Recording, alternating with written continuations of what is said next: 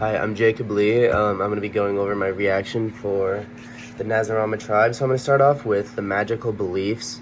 Kind of those words put us at an outside perspective when we're looking into this tribe, which is really our own culture.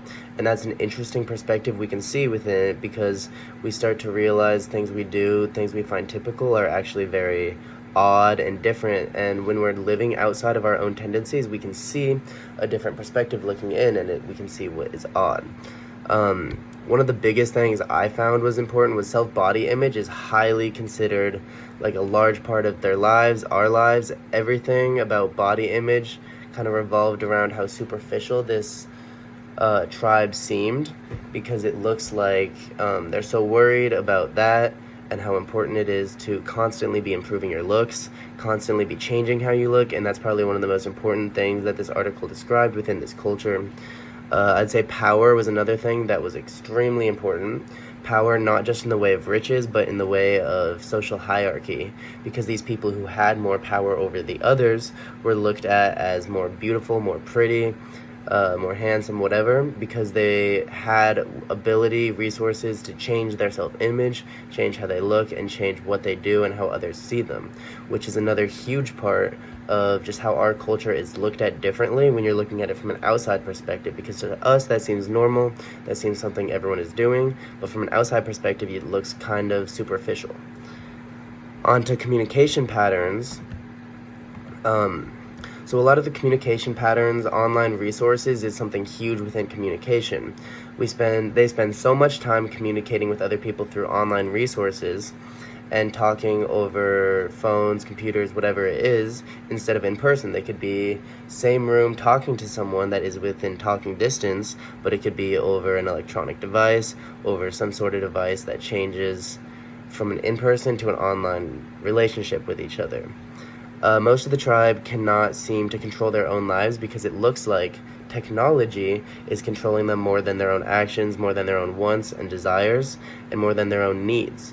A lot of people cannot go hours without texting or calling each other, which is something that is extremely odd, because when we go hours and hours without calling people, we have more to talk about in person, we have more to share with each other, but a lot of these people, out of what seems like anxiety, cannot talk to each other in person. This is dangerous for the tribe members because they will spend hours in isolation, which can, lead to more depression, lead to lots of other issues. There are also weird ceremonies where groups will go into rooms together to see each other for the first time in a while, maybe. They all go in, they sit into the same room, and instead of talking to each other, they get on each of their own electronic devices. They talk to people that are outside of the room through electronics, instead of who's with them and who's there. This all kind of connects to the values within the US of how important quick communication is and how high of a value that is to the people of the US. Because when you see how important quick communication is to everybody, you can kind of start to see why people value electronics and how fast it is with each other. People are getting knowledge at quicker speeds than ever before, and the internet is definitely one of the best ways to do that. It's more efficient and people tend to be happier with these results. So on to how this pattern has changed over time. I'd say originally, members of this tribe typically did not have ways of such fast communication. They'd often be physical communication through whether that's talking on a piece of paper made from their trees, or whether that's just in person talking with each other, communicating like regular people. Over time, it kind of transitions into this thing where we're able to long distance talk with each other. We're using like electronic devices, but we're not messaging each other through these electronic devices. We're only talking and using our voice, which is still different than regular, but it's not entirely how it is today. Eventually they learn to send electronic messages, play games, and distract themselves mentally, occupy their mind with almost anything and everything they can think of on these devices, which, as we get more advanced, they rely heavier and heavier on these devices to keep them happy, keep them, going with each other, keep them communicating with each other. And so communication switches from this point where it's in person, physically, to a point where we're spending more time on a device, talking to each other that way. Lots of messages slowly become more heavily reliant on that fact.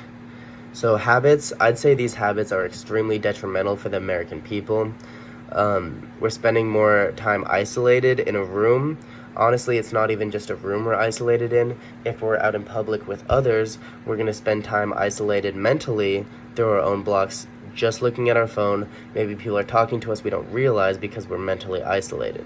This is extremely bad for the mental health of these people because they're getting a lot of less time socializing, which is extremely important to our brains. So the average American spends about 5 to 6 hours, according to Statista, on their phone each day, which leads to more isolation. It can lead to depression as well, and loss of time management. So depression, it kind of stems from both lack of in-person communication with each other, but not also that. Also, a lot of the information we're processing through these devices, they're coming at us and it's depressing information, right? Because that tends to get more views, tends to get more people looking at it. So it's all depressing. Time management is extremely lost because people are easily getting dopamine from these phones that they're with. So the dopamine that we get out of our electronic devices, we're using it and we're finding less motivation to do things that give us natural dopamine, such as going out, completing a hard task. That gives us dopamine, but when we get dopamine from doing nothing, scrolling through these electronic devices, we're obviously going to